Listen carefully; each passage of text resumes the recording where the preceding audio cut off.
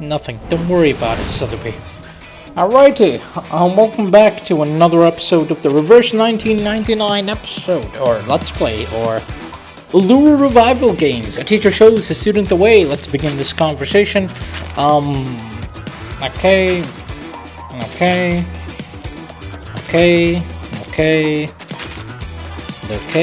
So, Ezra is, reading a book that this professor has borrowed about reincarnators.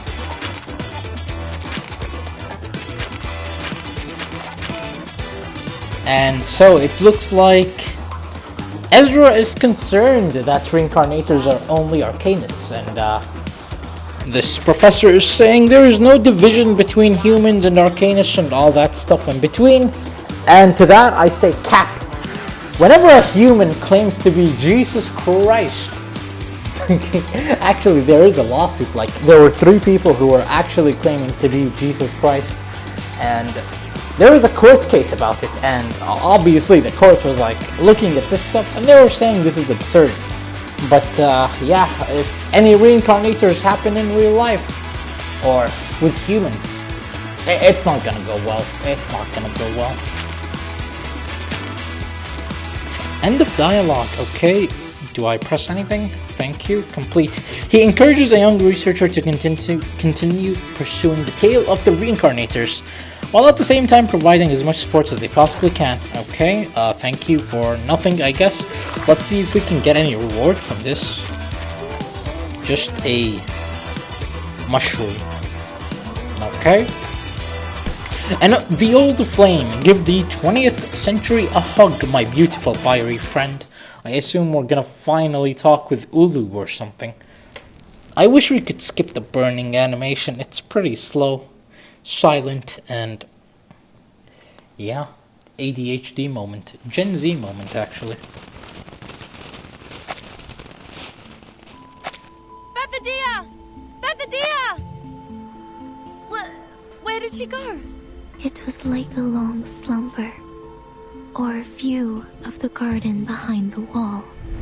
A new voice is heard coming alongside a gust of cold wind blowing away the thick steam. But now, I finally get to see the sun again. The world out there has completely changed. The person made of fire opens her eyes. They are also filled with flame. But you remain the same, Flammy. My dear friend, you found me and put an end to the long, dark dream. You set me on fire again, bringing me back to what a flame should be like. Welcome to the end of the 20th century, Ulu. For you, this is an interesting era, with many, many new things. Well, I think we can learn them together, later, one by one. Well, for my dear brave friend, welcome to the Uluru Games! My dear brave friends!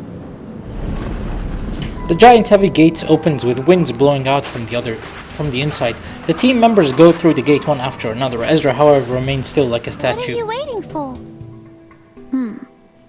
The conjuring of the entrance to the Uluru Stadium is sourced from a fantastic arcane ritual. Instead of a summon, it's closer to a sacrifice. The fire element also plays an important part in the sacrifice. In Spathadia's case, Ulu is her flame. Will it have anything to do with the unique condition Miss Bathadia has? Unlike other reincarnators, she still has a clear memory of this life, despite her young age. Or, it's because the 2 light spots of hers, the older self and the modern self, are not that different, so she's spared going through any drastic changes. And the reason behind it might be... Ezra! Yes, I'm here. Ezra blinks several times like a frightened animal, slowly looking up from the notebook. What can I do for you, Miss Bathadia? I'm waiting for you. I see. Sorry, I was too involved in taking notes. I will pack and return to Laplace as soon as possible. But before that... After looking around a few times, Ezra pats his chest. I have to clean up the spores and the mess we made in the battle first. Otherwise, they may change the environment here. Oh, come on, you weirdo. You're leaving now? After all our effort? I can never understand you. Aren't you waiting for me to leave? Of course not. I'm waiting for you to join us. We'll go into the stadium together. Come to think about what I've suffered. Coma, hallucination, confusion, thirst, misconception that I was almighty. And then, as you can see, I fell into a coma again after my sudden disappearance. I think you're right. I do need a doctor by my side. But mankind cannot enter the stadium. We all know that. An arm suddenly yanks Ezra into the gate. Blah, blah, blah. Please! The stadium has never shown itself to any humans before. When life gives you cake, just dig right in. After the girl hops through it, the magnificent gate closes with a mighty snap.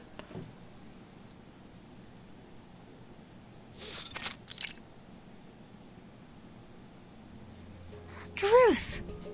This is the Uluru Stadium? It's even more splendid than I thought. And more comfortable and pleasing. Cap. Comfortable and pleasing? I don't feel the same way as you do. Ezra takes a few steps ahead and matches them with deep breaths. But not in the sense that this place doesn't look beautiful to me. On the contrary, it's stunning. But physically, I don't feel anything special. Maybe because you're human. Hey, wait! Not so fast. Be careful. Miss Desert Flannel, you will fall. I won't! Desert Flannel stretches herself and suddenly steps firmly on the ground, running like an arrow towards Spathadia, who has already reached the other end of the field. I'm feeling as light as the wind, and even more energetic than when I finished a big meal of steak and cakes. I may fall anytime, anywhere, but not now, not here. This is exactly what Arcanus should feel. Miss Ulu! Pardon me. May I call you that? Go ahead if you want, child. But of course, I would appreciate it if you called me Madam, since I'm a few hundred years older than all of you. Besides, I am the most sacred flame of the games. I won! Been a long time since I had so much fun running. Despite interrupting the conversation, Spathadia seems unfazed and keeps asking questions endlessly. Ulu, is that a lawn? We didn't have anything like that before. And those benches! Things change, Flammy. In the past hundreds of years, when you were absent, countless changes happened to the Uluru Games. New lawns and benches had somehow appeared in the stadium, but none of these changes were made by Arcanists. Those actually made by Arcanists were new events, new rules, and new management. These are the changes that really made the Uluru Games different. I see. No wonder I've never seen ice race walking in my memories. Let me see. So there was no stone-throwing divination or a new tridecathon either. Ice race walking is not a traditional sport in Australia. It originated in Northern Europe and became popular in cold countries. That's right. Ice race walking was introduced to the games in 1926, if my memory serves me well. It was introduced by the St. Pavlov Foundation. On one hand, they hoped to show the internationality and inclusiveness of the game. On the other... Well, it took the place of fire race walking. I see. I read it somewhere before. At the beginning of the 20th century, after St. Pavlov Foundation took over the Uluru Games, some challenging and relatively dangerous sports were cancelled. Apologies for the silence, there is really nothing interesting happening so far. You know, I'm surprised by the lack of difficulty. I mean, the only real antagonist to the story so far is Makawar with Desert Flannel, so Ezra, Medicine Pocket, Vertin herself, Spathadia, Ulu, I'm not really entertained so far. Because it's just like, man, the story looks normal so far. All the setup, and I'm just waiting for something to happen. This was also the turning point of the Uluru Games. From then on, the games declined in popularity, and fewer athletes came each year. These people. No, these idiots. They know nothing about the essence of the Arcanus sporting event. Where on earth can you find an Arcanus who would burn their own legs in fire race walking? Everyone knows you'll be fine as long as you believe the fire's harmless. But in point of fact, fire is dangerous. Ezra replies in a whisper and looks up, checking the roof from left to right. But think about it. It's unbelievable. Given your short fuse, I can't believe you just let them cancel your favorite event, Ulu. Short fuse? Yeah, you heard it right. She's got the hottest temper. Burns like a cell.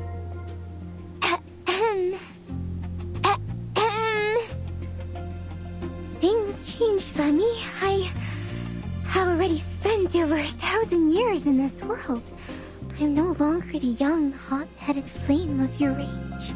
Even your grandmother should call me Grandma now. Grandma? So they can just take away your favorite event just because you're old now? I don't understand.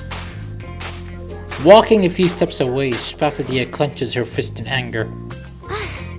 Anyway, Clemmy is back. It's time Arcanus took back the Uluru Games from the Foundation.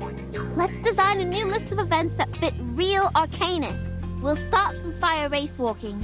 There are woods here. Ulu can start some bonfires with them.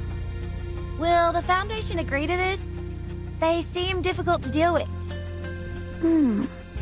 It's hard to take it over from the Foundation.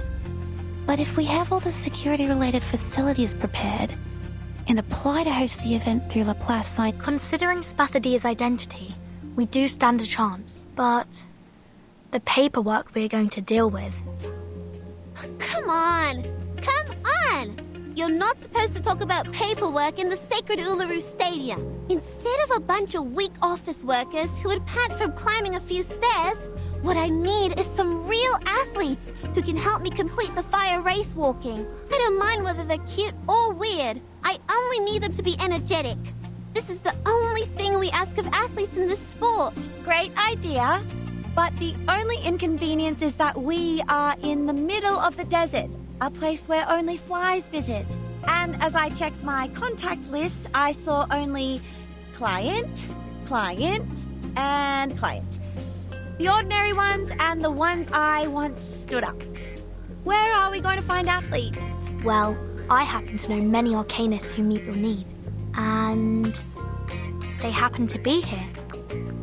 Right now. Oh boy. Leilani better be here. DK better be here. Actually, what are the odds DK is here? I mean, Side of Leilani, who is the athlete? What? How come I can't see them anywhere? Why are you opening the suitcase? Are you gonna organize your... Oh no, the storm! Kaiba meme.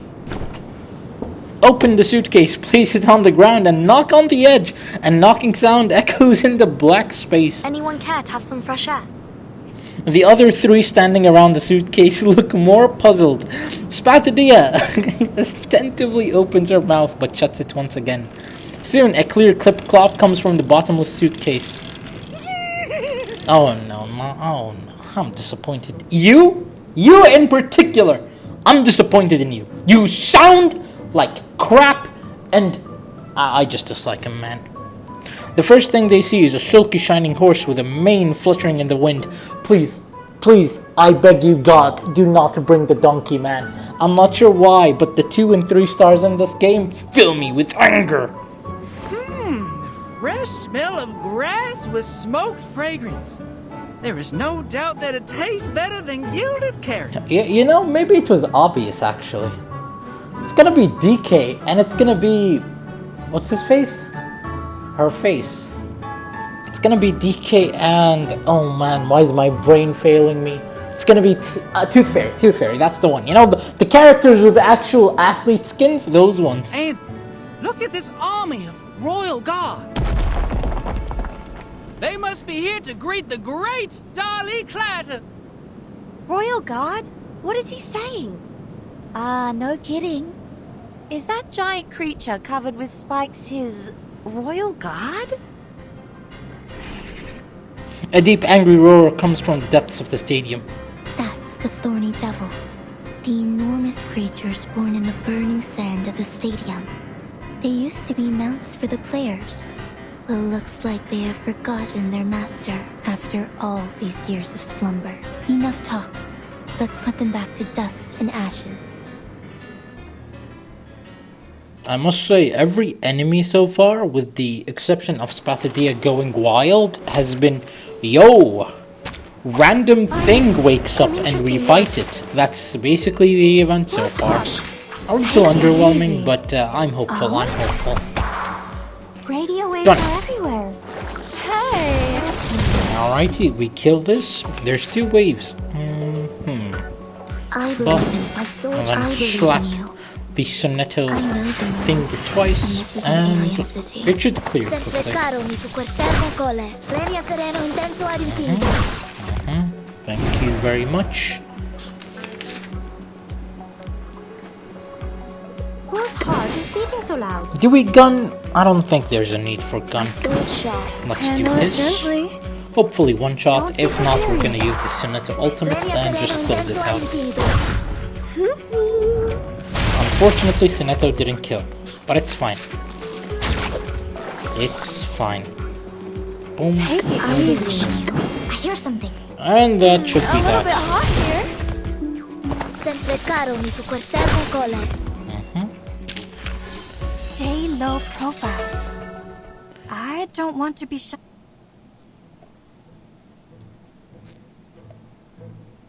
Yes! Another great victory! And I dedicate this win to Miss Spathadia! And to Miss Desert Flannel. Surrounded by the fiery atmosphere, the girls raise an invisible glass to each other. Desert Flannel grabs Spathadia's wrist and lifts it up like a referee, calling out to the suitcase, out of which more arcanists pour out. Now people, those of you who are not afraid of fire and wish to walk among the flames, please register here!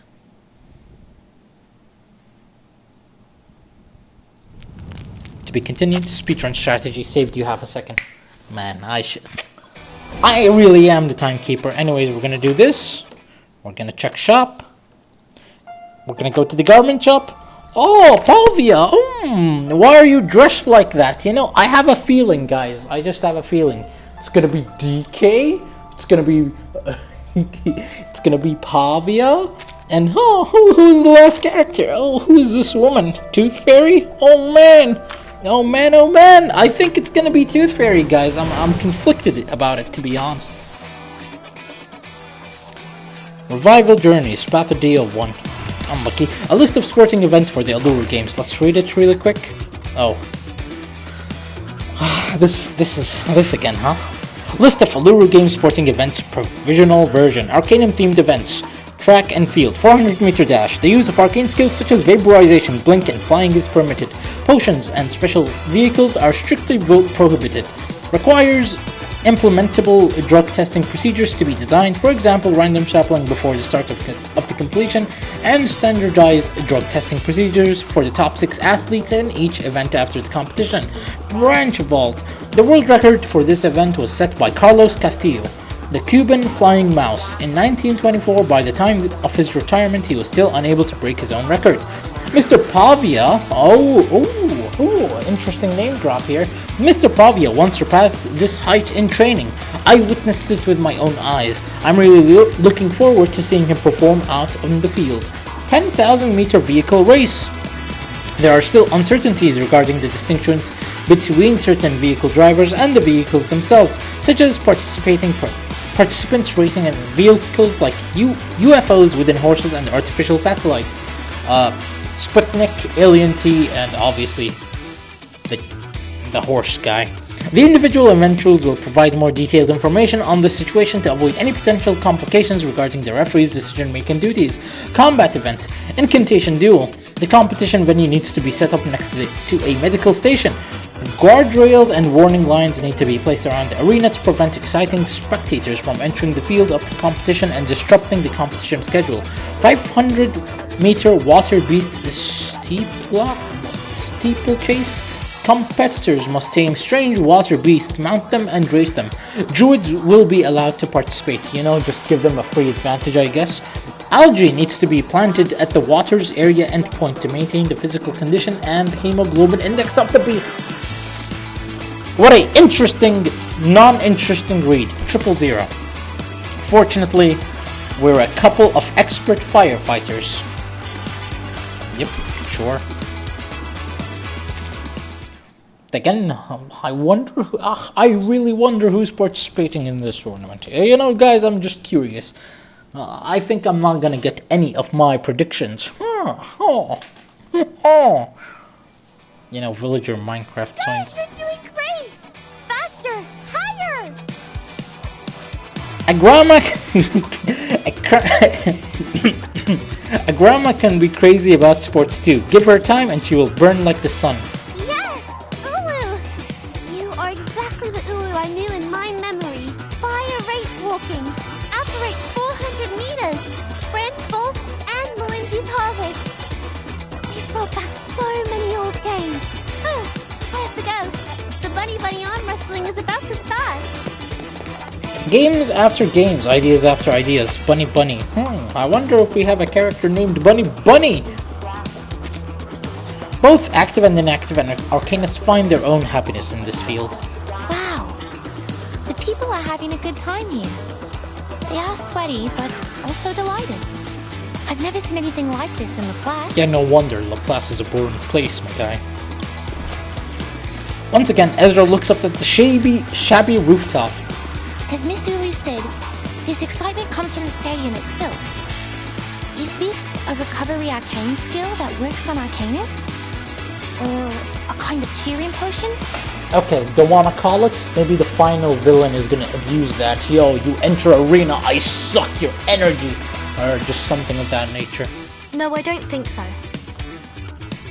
It just smells familiar. Okay, never mind. I take it back. Yes, right. Ooh. Totally agree with you. Ooh, why are you here? Oh no. Regulus here. Oh no. I'm gonna have to automatically put this event in an F tier. It smells like the weird cave on that island.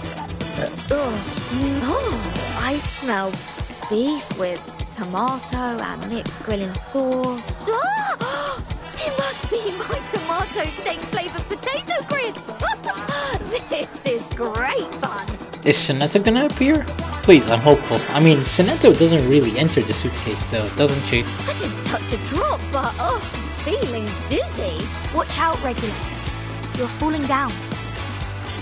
Supported by a pair of friendly arms, the rockin' pirate softly jumps along thin jelly. Oh, are you saying that a sports game can narcotize people too? I think Mr. Apple knows it better than me. Let me check where he is. Despite her weakness, the pirate's excitement is not dampened. She's in a jelly mood to explore. I see him! I see a red ball! Oh, that must be Mr. Apple! But he seems rounder and bigger. While Virgin is trying to keep a drunk Regulus balanced, the game on the other side of the stadium has come to an end. Spathadia wipes the sweat off her forehead with rosy cheeks and eyes sparkling. Time's up, and the victory goes to Miss Desert Flannel! Why hello there, Bunny. I told ya, no one beats me in arm wrestling. I lost. You are so strong. The strongest I have been. Spathadia bounces up like a spring and immediately slumps down. Guys, I think my predictions aren't coming true yet. We see Bunny. I'm excited about Bunny, by the way. We see Regulus, which I'm not too excited about. There you You go. alright? Hey, wake up! Go! Get me the wet towel! I am excited about Tooth Fairy Pavia and actually Pavia 50/50.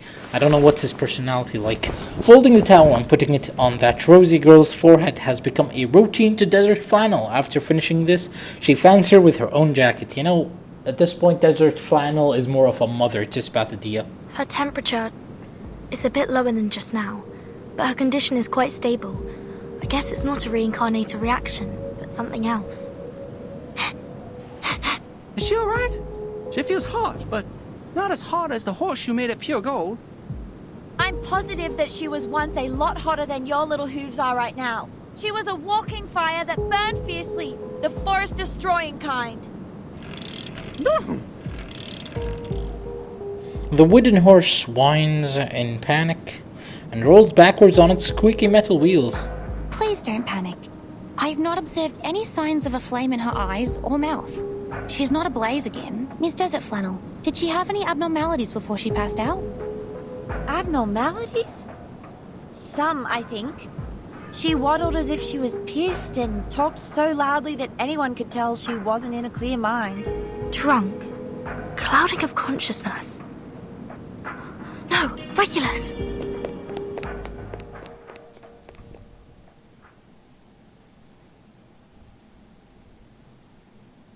You look like an apple-coloured giant rock, Mr. Apple.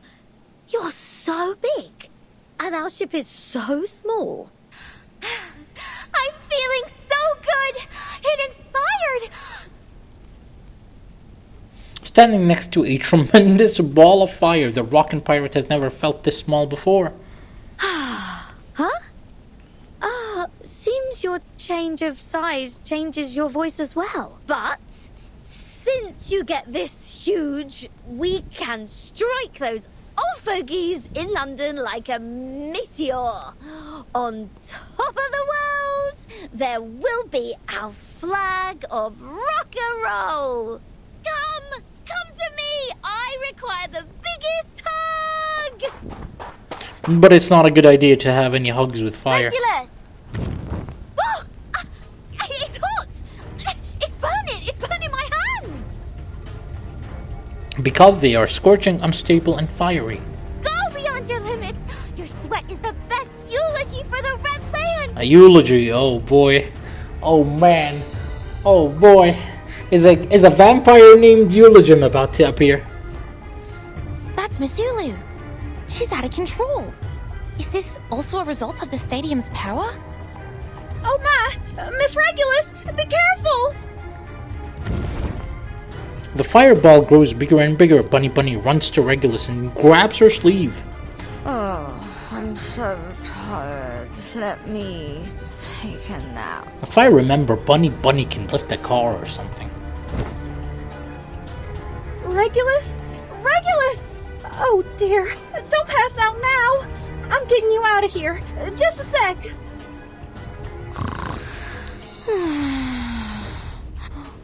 Another one has passed out. If we let it go on like this, every arcanist here would... Miss Verton, we have to leave at once. But Miss Spatho-Dia has passed out too. Who can open that door? Spatho-Dia. Bunny, take everyone back to the suitcase. Don't let anyone out before I open it again. Alright, got it. Oops, I got tripped by... Huh? Mr. Apple, why are you sleeping in the grass? Dolly is on it! With Click on his back and Apple in his mouth, Darly Clatcher pushes a Lasource into the suitcase and jumps inside after her. Clang! The suitcase closes, blocking the fire from a full room of Arcanus. Funny how this is literally Lasource's first name mention. The fun of sports! I am burning like I did 1,000 years ago! Let's dance, hand in hand, for the respectable sunshine and rain! Fire is always scorching, not to mention the Uluru flame, which has been burning for 1,000 years. She emits her heat like she did as a newborn baby. Smoke coming billowing from the soil, even the beast bones inside eventually burn. This is too dangerous. She may start a fire. You think, Ezra? You think? Oh, fire creature, spreading fire. Whoa! Synonymous with one another. In fact, she already burned a room in Laplace. We have to put her out for now. Ezra turns to Burton. They both remember what happened that night at the park. The good news is, we are already a skilled fire brigade. Time to tame some fire. I guess this is... I'm not calling Ulu my antagonist or anything. I'm just saying, if this... Trial is mine. God damn, Ulu, you look much different than I imagined. Anyways, something was on my mind. If this environment is our enemy, I'd be disappointed. Handle it gently. I really want other characters other than Makor to be the antagonist of the story. I think they have room to be interesting. And there goes Ulu. Flame. They just casually attacks us. Okay. Take it easy. Whose heart is beating so loud?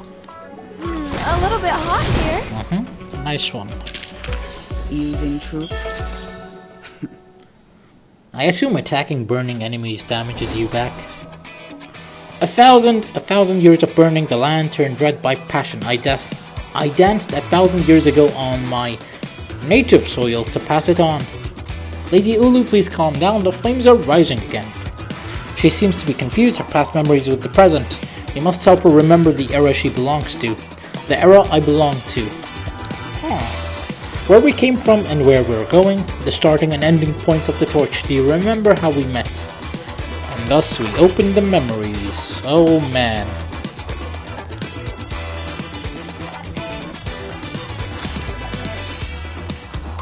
Yo, Sonetto, what's up with you? You dispatch characters, and I see how it is. Complete the prerequisite hotspots. Ah, this one.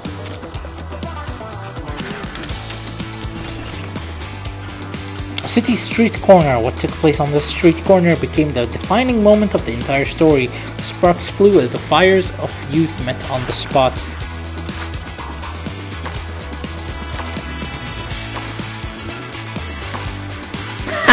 JK! You really thought? You really thought? I ain't. It's not gonna end that way. It's not gonna end that way. Trust me, bro. I feel like a devil. Hey, let's go for another one.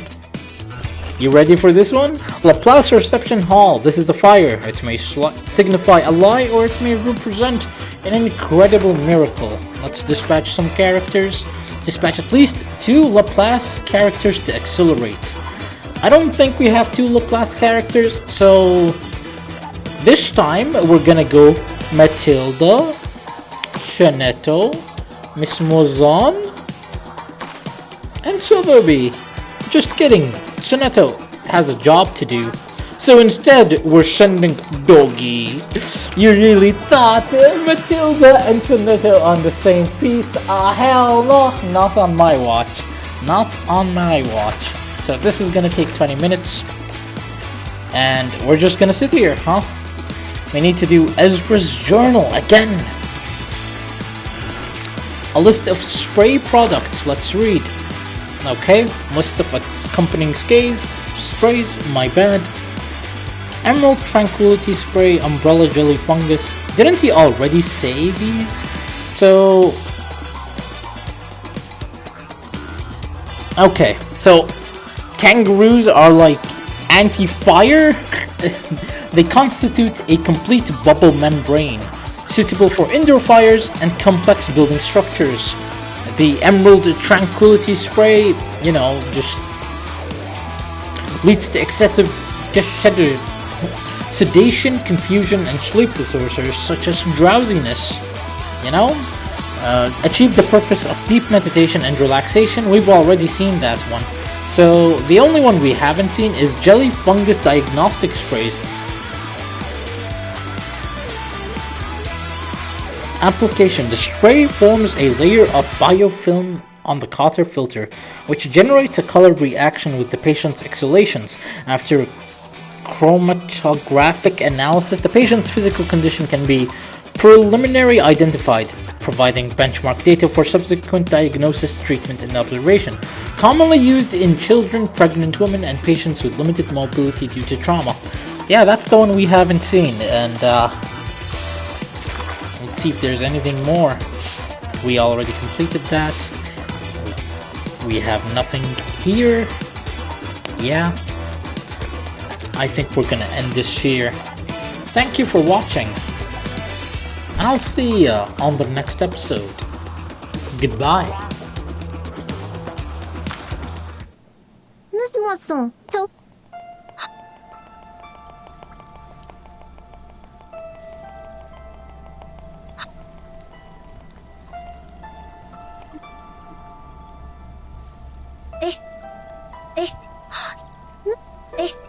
It must be out. I'll have there's more. I have ADHD. Why are you watching this? I said goodbye. Leave outside now. I believe in the future.